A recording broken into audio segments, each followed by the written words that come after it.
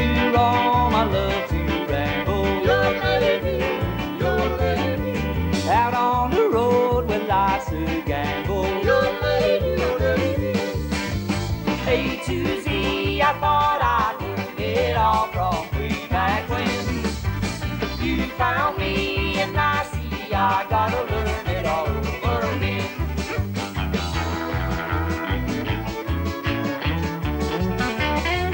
Howdy.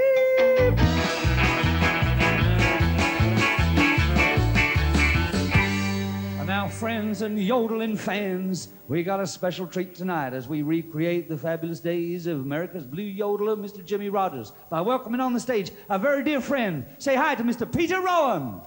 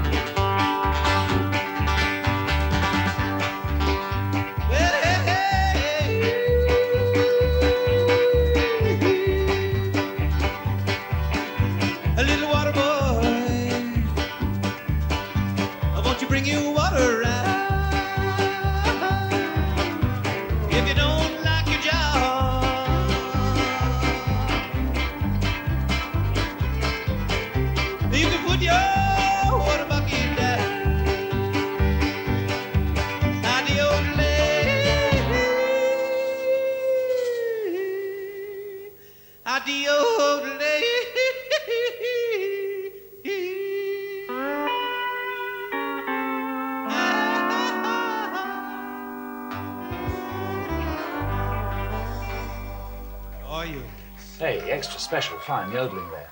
And Jimmie Rodgers became the first white country star by singing the blues.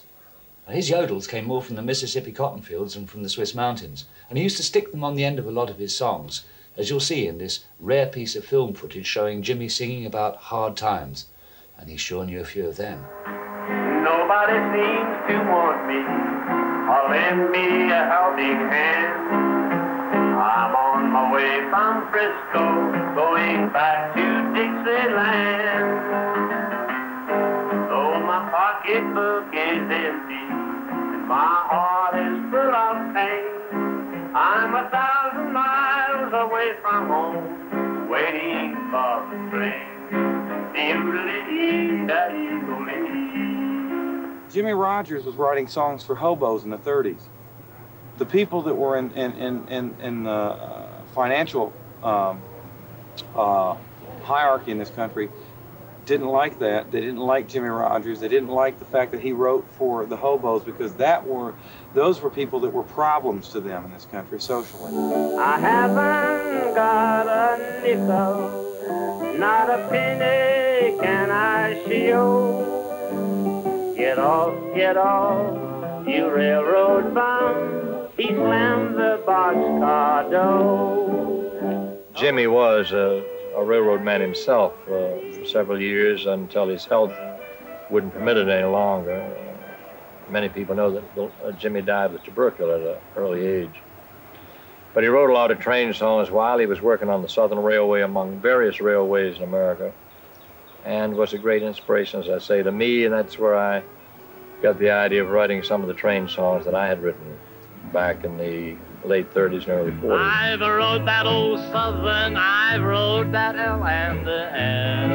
Yes, I have. I've rode that old Southern, I've rode that L and N. And if the police don't get me, I'm gonna ride them again. I first heard Jimmie Rodgers when I was very young. I was in my teens, and we had one of the old crank-up gramophones, we called them. And I heard Jimmie's first record on the RCA label. It was Moonlight and Skies. And I became an ardent fan right at that minute. Straight away? Right away, no question.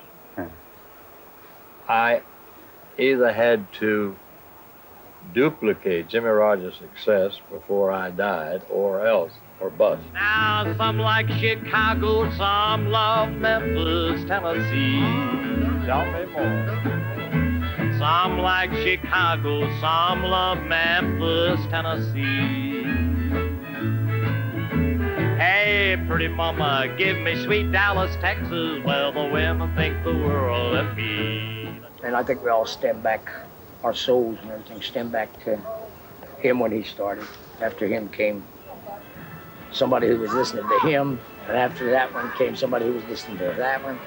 And we've evolved into what we are today. I went out last Tuesday. I met a little girl named Susie. I told her I was the greatest man around. She started in to spend my money, started in to call me honey. We took in every honky-tonk in town. We're in the jailhouse now. We're in the jailhouse now. Well, they told us once or twice to quit playing cards and a shooting dice. We're in the jailhouse now.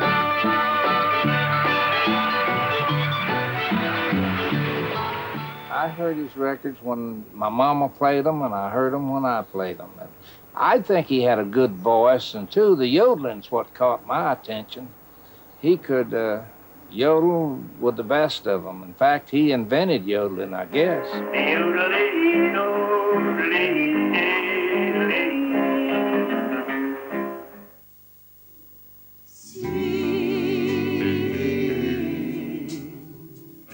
We're sincere products. We're sincere. Friends, seeing those few fine words from those folks who made this program possible, why, it just gets us all revved up and raring to tell you about our fine range of sincere products that are available to you good people here tonight. Why, we have all manner of things. We got the handkerchief, the t-shirts, buttons, and badges, all brought to you good people with absolutely no regard to quality. Friends, we got recorded product we'd like you to check out. And you folks out there in TV land, we'd like to urge you good people to patronize us, why, the way we're gonna go on patronizing you here tonight. Friends, just remember, you're box. Stop.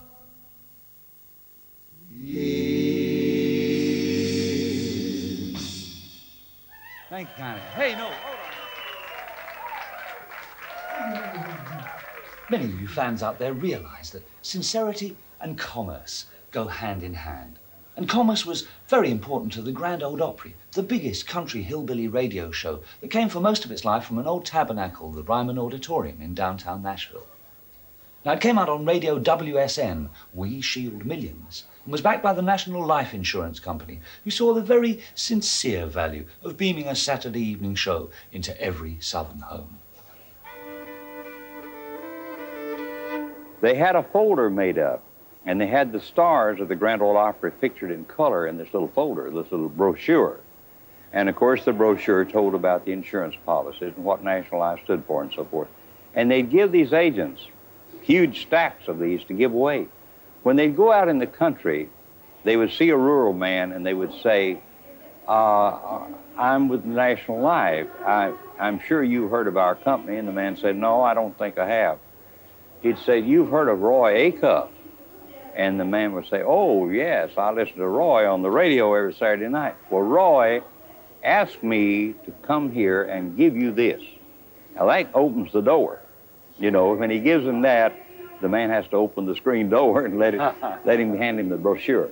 So it was an entree and give him a chance to talk insurance, you know. It was a great one, too. It worked. Last night's final performance in the Old Opry House, Ryman Auditorium, was played to a capacity audience. Someone described the entrances as resembling the gates of heaven, so many people were trying to get in. But that was nothing unusual. Opry fans have been packing the auditorium on weekends since the Opry moved there in 1941. For more than 30 years, they have come to see and hear banjo pickers like Grandpa Jones.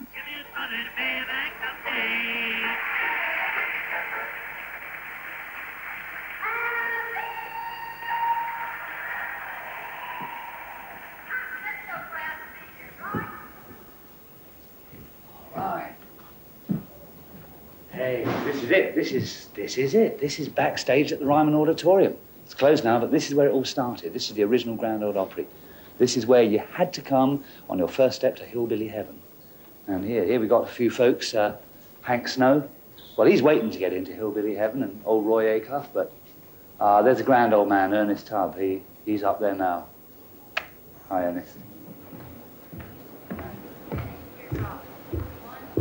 Here we are, friends. This is the stage of the Ryman Auditorium. This was the second step to hillbilly heaven. Seems to be reduced now to the last step of tourist paradise. You can understand why it was a family show, because when you look out from here from the stage, why the back seats aren't that far away, and this is 3,500 people were sitting in here. Oh, the front seats are right in your pocket, but that's the thing, is those folks in the back, they were right up close to you. More than a country boy can stand, I tell you. It's the epitome of country music. It has been. I don't think it carries the impact today that it did back years ago, because it wasn't as widely accepted as it is in today's world. This was the thing. And to all of we people with the Opry, it will always be the thing. Sometime I'd like to spend the night here, because I believe that you can actually feel the spirits of a lot of these people who have performed here. The Rod Brassfields and the Tex Ritters and the Hawkshaw Hawkins and the Patsy Clines, all those people.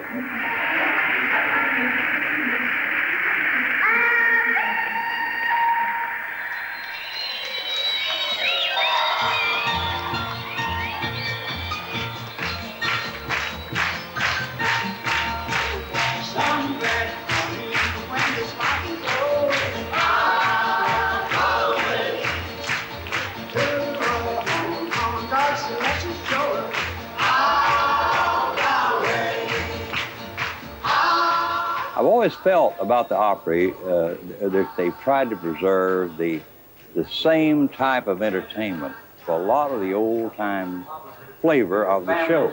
And probably looking for a good place to eat along the way.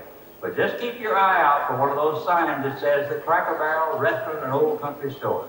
Grand Ol Opry was it, and I mean, at the time, of course, that's before television came in, the Grand Ol Opry was heard by network around the complete United States and Canada. So it was a great showcase to advertise our personal appearances and things like that, and records and so forth. Yes, it was really well worth it. Of course, they weren't paying any money. All of the stars, most all of them, are gone from there. You know, there's a couple of names left there.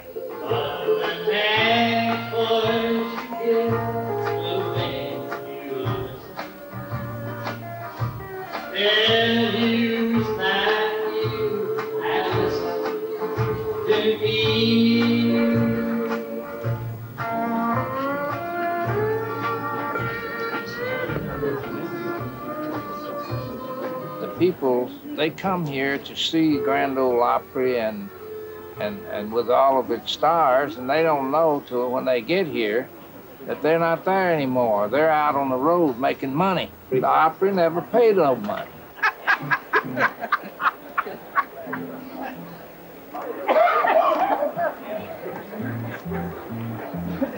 Well, friends, here we are in the Grand Ol Opry, the home of the almost living legends. Out here on the stage, it's a wee bit dead, but backstage, still some good things happen. When the pickers pick and the singers sing. By the will, by the will, by the will, my fire day. I'm going to the dinner party, see my son and sing, boy, what a long day now, play.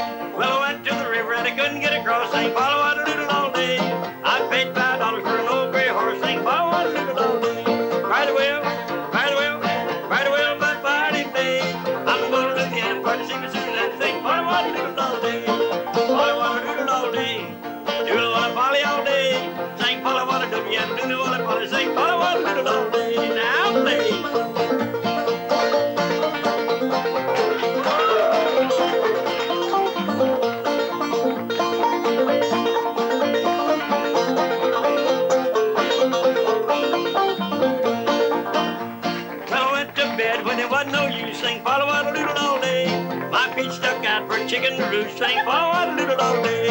Right well, right well, right well, my party man. I'm going to the other party, sing a suit and sing forward a little all day. Polly water doodle all day. Doodle water Polly all day. Sing Polly water doodle, yeah, doodle water Polly, sing Polly water doodle all day. Get yourself.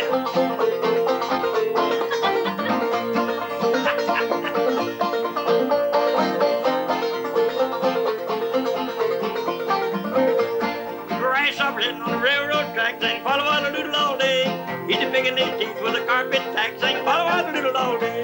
Right well, right well, right well, my party pig. I'm gonna look in a party, sing a suit and sing follow out a little all day.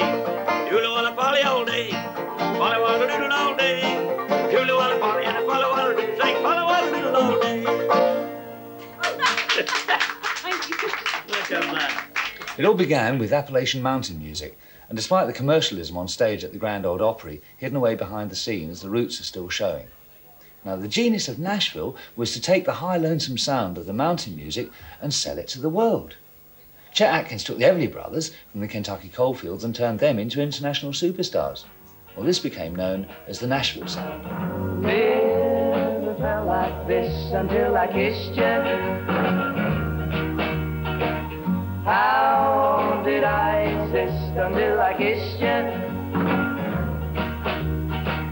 Never had you on my mind. Now you're there all the time. Never knew what I meant till I kissed you.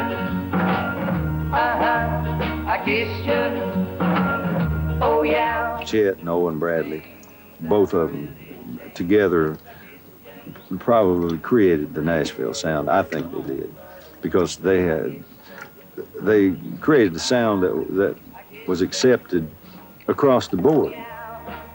You don't realize. You know, they took hillbilly music and honky-tonk to its quintessential state in Nashville in the late 50s, early 60s. Chet Atkins with the Everly Brothers cut some of the the greatest records ever made in Nashville. You got a way about you. Now I can't live without you. Never knew what I missed till I kissed you. I kissed you. Oh yeah, I kissed you. I kissed you. Chet Atkins was a great genius in country music. Is a mind-boggling talent as a guitarist, and I think he did some great and wondrous things in record. I mean, the sound that was produced on Patsy Cline in the early '60s is classic. I go out walking after midnight, out in the moonlight, just like we used to do. I'm always walking after midnight, searching for you. I walk for miles along the highway. Well, that's just my way of saying I love you. I'm always walking after midnight, searching for you. Well, actually, we stayed very country with Patsy Cline, and we had absolutely no success. We only had the Kitty Wells records to go by because nothing else had been successful. And so we kept them all pretty simple and so forth. And we actually, the first hit we had was Walking After Midnight. I recorded Don Gibson, for instance. The first time I recorded him, he'd been on a lot of labels and hadn't made it, but I'd been working his sessions and I saw him start to write. And we got in there at him, and Wesley Rose, his publisher, wanted to keep him real country, so we did real country and nothing happened and no sales. And I said, okay, let's do it my way this time. Well, I'll bet she's not like me. She's out in fancy free. She's flirting with the boys with all their charm.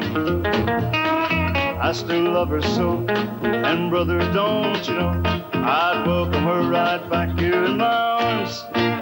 Well, there must be some way I can lose these lonesome blues. Get about the past and find somebody new.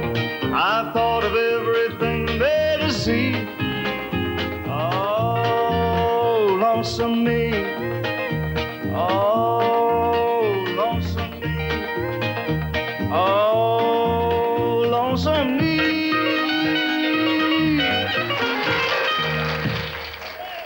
Jim Reeves was massive as well. Yeah, well, in that way, and that smooth. He was very experimental, and Jim would go in the studio, in his own studio, and make demos of what he was going to record and get the kinks all out and then bring the songs in and record them. Yeah, he was a perfectionist and one of the greatest people I ever worked with. We got along great. Very talented man.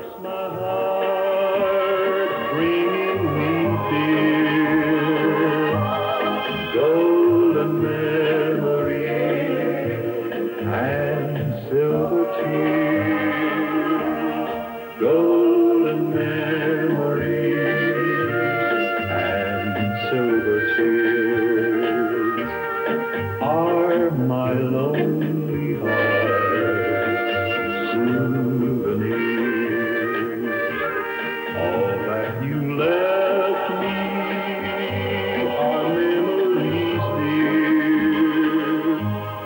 golden memories and silver tears. I think sadly that by the middle '60s, they had given way to a sound that was very diluted and watered down and overproduced. I think that production genius led to overproduction and the eventual betrayal of the art form. We were just searching our way, trying to keep our jobs. And if they bought, you try something, and if they buy it, give them more of that. But that was successful. That's the reason it moved uptown. Yeah. One time I was doing an interview with some German people, German television, and one of the guys standing off to the side like this, After it was over, he said, "I'll tell you what the Nashville Sound is this." Shook money. Eventually, in spite of how great Chet and Owen may have been, some artists felt constricted by the Nashville system and by the power of the producer. And they wanted to do things their own way. They hankered after simpler, more country productions, trying to lose the mid-70s wallow that was swamping country like it was rock and roll. The records they made were too sparse and lean for the companies who thought at first that they wouldn't sell. So the Outlaws went their own way, grew their hair long, smoked lots of dope and got photographed in long rider trail coats. They wanted to show the world, and a whole new audience of young rock and rollers, that like their heroes, Jimmie Rodgers and Hank Williams, they were ragged but right.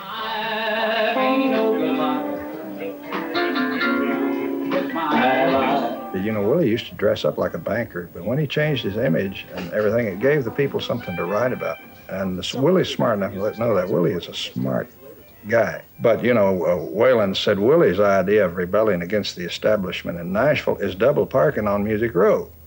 So, Willie's a nice guy. You know, he wasn't rebelling. But Waylon was one of the first to want to produce his own records, and in that sense, they did rebel a little. See, the term outlaw is just somebody who does, it represents somebody who does things their way. If you like it, good, and if you don't, good. At least they do it their way, you see. And but does the music business turn on you if you don't do it their way? Yes, they try. That's what makes your life, they make life miserable for you sometimes. Have they done that to you? Oh, yes, sure. But I refuse. You know, it's my music, and I do it for the people, not the industry.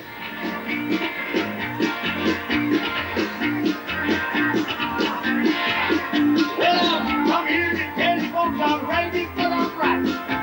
We climb up a gambler and I stay up the night. Over house stakes down the baby for the four. Morning is over, sit down in a pool. And we can keep it cool when I sleep. And boys play around in the street. I'm a gambler, I've been all kinds of nights. I'll tell you folks I'm ready, but I'm right. I refuse to conform to somebody else's way that they think is right. If it's right for them, fine, but it's not right for me. And if they can accept me on those terms, then fine. And if they can't, fine. And that's the term outlaw. When I got married, honey, I said I'd settle down. Build a love nest right here in my hometown. I've got a family, boys, one that I'm proud of. I'll tell you right now, that house is full of love. Let me bed keep me cool while I sleep. Hey, baby boy, play around, daddy's sleep. I'm a gambler, Lord, I've been all kinds of life. I'll tell you, honeys, I'm ragged, but I'm right. I'll tell you, folks, I'm ragged, but I'm right. I can't really talk too much about it because I'm in the appeal courts here, but I just went on trial for shooting a man. And I didn't kill him or nothing like that, but I mean, it was self-defense. There was several of them that were going to try to hurt me, and I had no way out. And so it come down to where I had to defend myself, see? And so I did, but with a gun. And so I went to court and went on trial, and I lost. And they gave me 9.5 years in the penitentiary. So right now you're awaiting appeal? I'm on appeal now, yeah. I will be for the next year and a half. But I still believe in the American system of justice.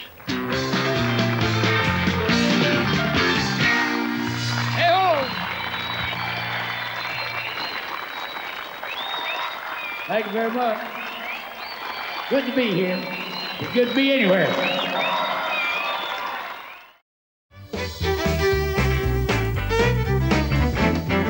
Whoa, babe, what can the matter be? Whoa, babe, something's bothering me. Since when ain't I your fair-haired girl anymore? Whoa, babe, how come you let me down? Whoa, babe, why can't I hang around when I leave you? I'll knock on your door tomorrow. Every time I take you out, you're the one to frown and pout. One day I'll make you say, Stevie's about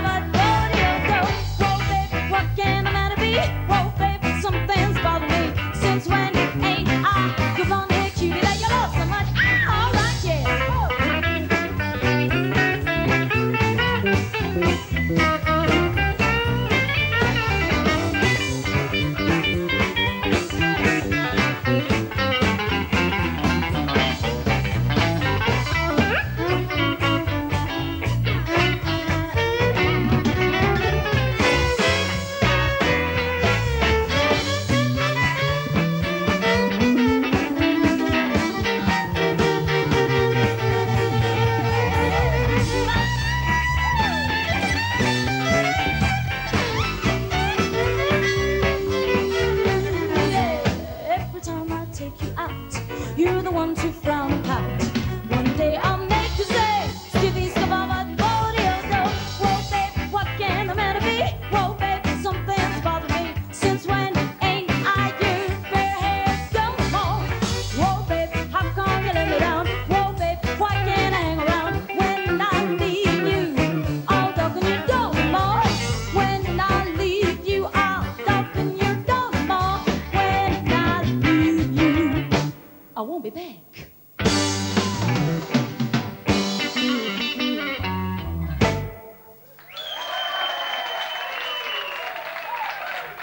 Thank you, thank you, thank you, thank you.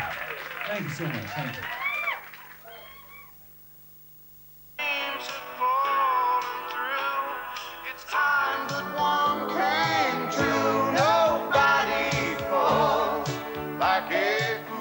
Earl Thomas Conley and Nobody Falls Like a Fool. Hello, everybody. I'm Charlie Douglas in Music Country, along with our super engineer, Benny Ray.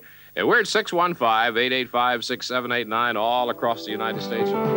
This is the Music Country Radio Network with studios in the magnificent Opryland Hotel. Driving the road is awfully rough, so you need an oil that's really tough. Tello, you earn your keep behind the wheel, whether you're cutting weed or hauling steel. Be sure, be secure with Tello. Oh, no question about it. Radio, back in the 20s, they took a folk form, if you will, from the hills and the mountains of the southeastern part of the United States, generally speaking, and put it on the air where other people became familiar with it. Those were the days of Webb Pierce and Carl Smith and Ernest Tubb and Hank Snow and Roy Acuff and the hillbillies. There was hillbilly music then. That was great. It was fun.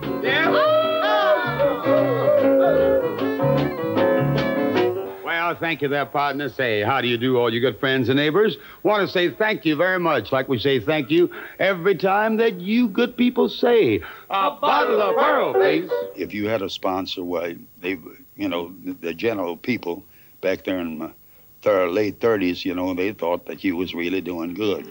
Thank God for the mountains and the sea. Mighty happy to be coming your way once again, neighbors, with these fine songs by Ira and Charlie, the Louvin brothers, songs that tell a story. Thank God. And that's what got us started. It made us think that there could be a good living here, certainly easier than picking cotton. And it was. That's for sure. The essence of country music was those different little pockets of style around the country, you know? And that's what's missing now. It's all nationalized. It's like, you know, you go to a McDonald's in Dallas and it's like a McDonald's in Boston. And the music's the same way.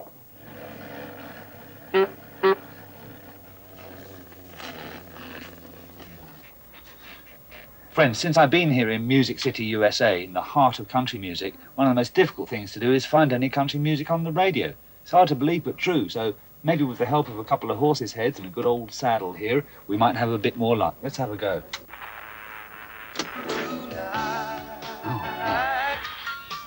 Oh.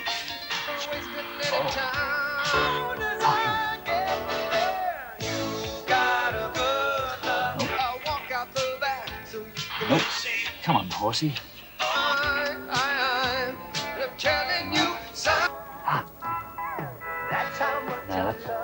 See what I mean? I mean, if we can't get it here, where can we get country music?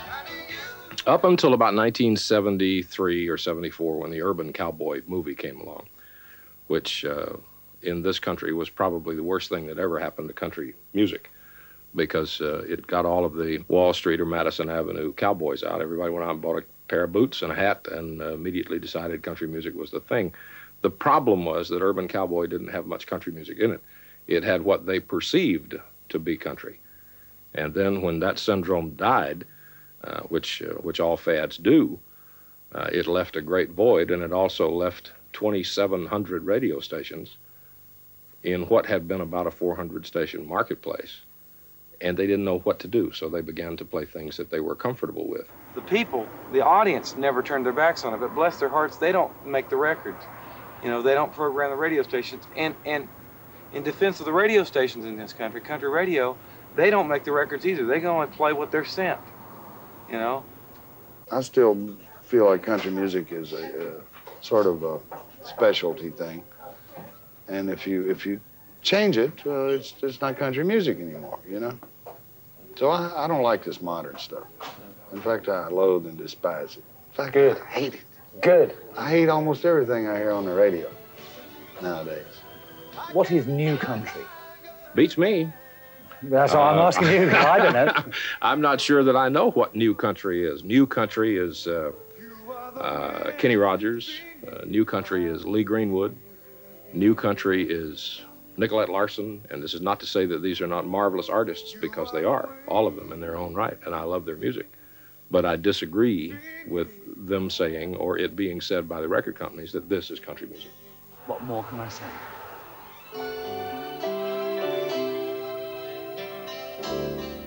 Well, if you folks out there dislike new country as much as we do, don't worry, we'll soon sort you out with some good rockabilly.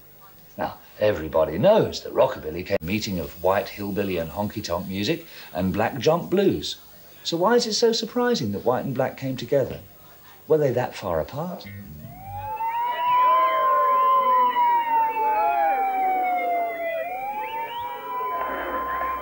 It was on February the 13th, and we had the very first sit-in here in Nashville. And I took my seat at the counter.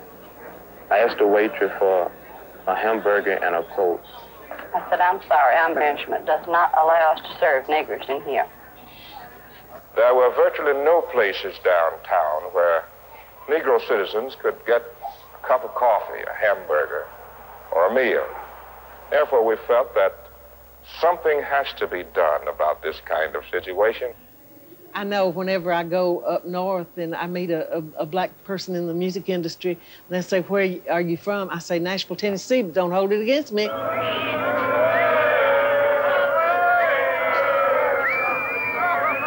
Is that right, that black folks used to come and see the operas? Huh? Oh, yes, there was a section cordoned off for the black people.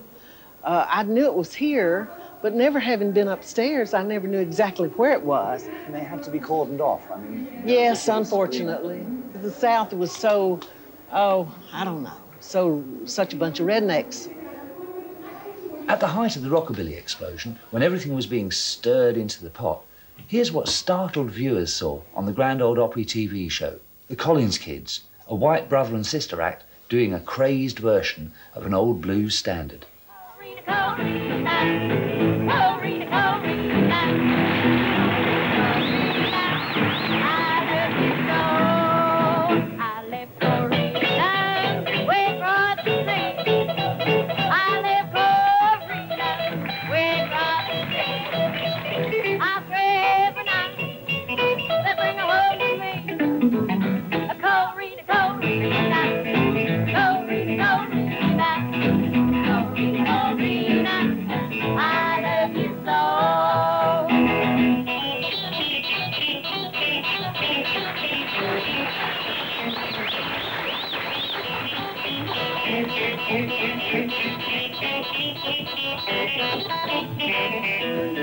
Black and white didn't really mix because segregation was at its height, and the only way white kids could hear black music was on the radio. The best. Tell 'em Philip sent you from Red, Hot and Blue. Philip's a Mr. Herb Sandler right in good old Memphis, Tennessee. I guess it started with Dewey Phillips, I think, on the radio, because he would play a little bit of everything. He'd play country things, and then he'd go right into a R&B thing, you know. Anything went on that show.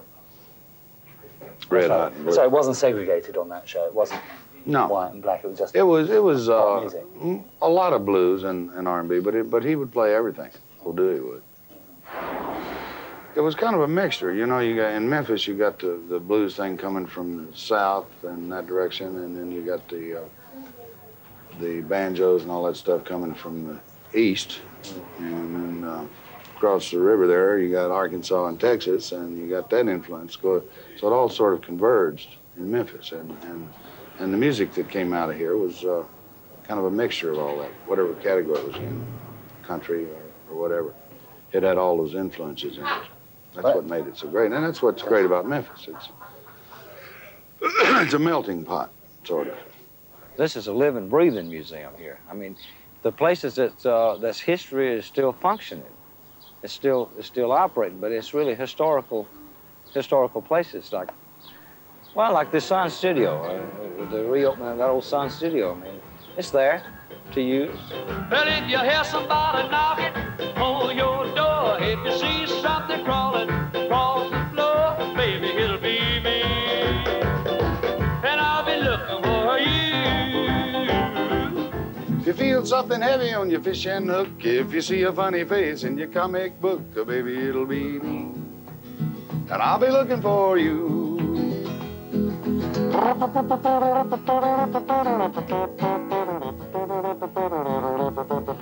Need my horns.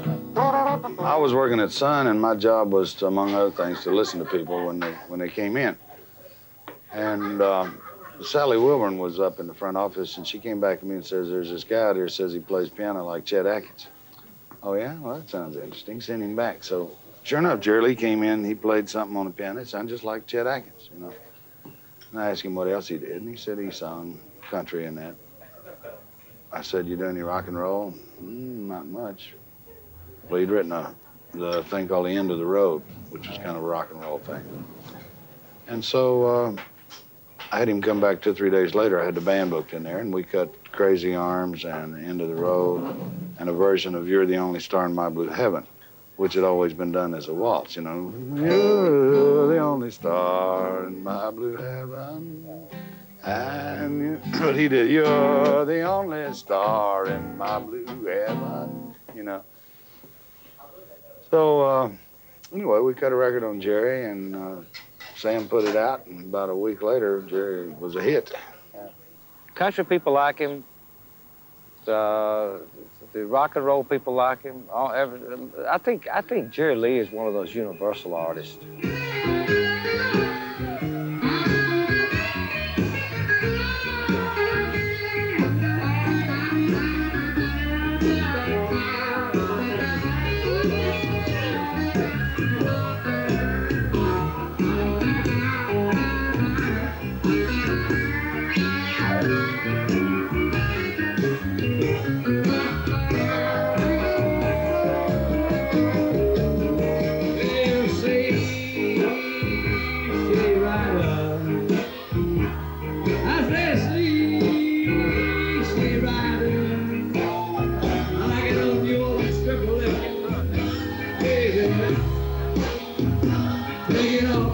I think Jerry Lee plays to enjoy himself every time. I like Jerry Lee's music a lot. Yeah. I like him. I mean, he's unpredictable.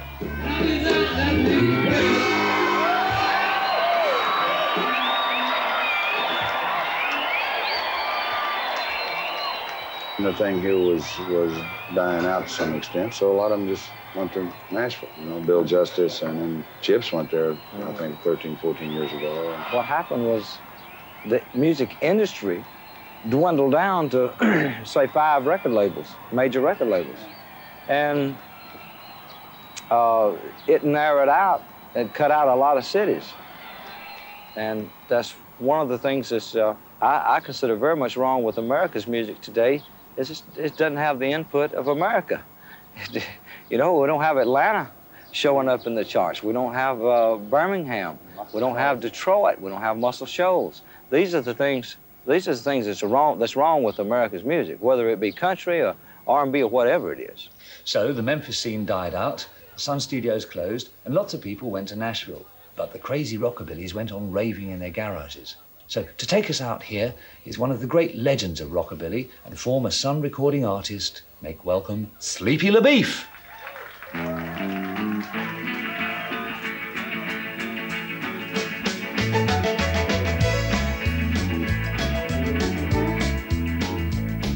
Here's a song we recorded for the Rounder record folks out of Boston, Massachusetts. And it should be out pretty soon. We hope we get it over here in London too for you. And it's called I got the hillbilly blues and I just can't help myself.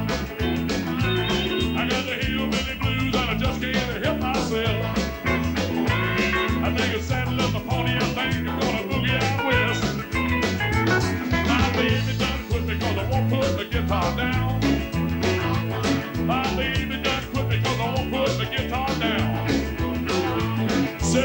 too much and I ain't gonna settle down.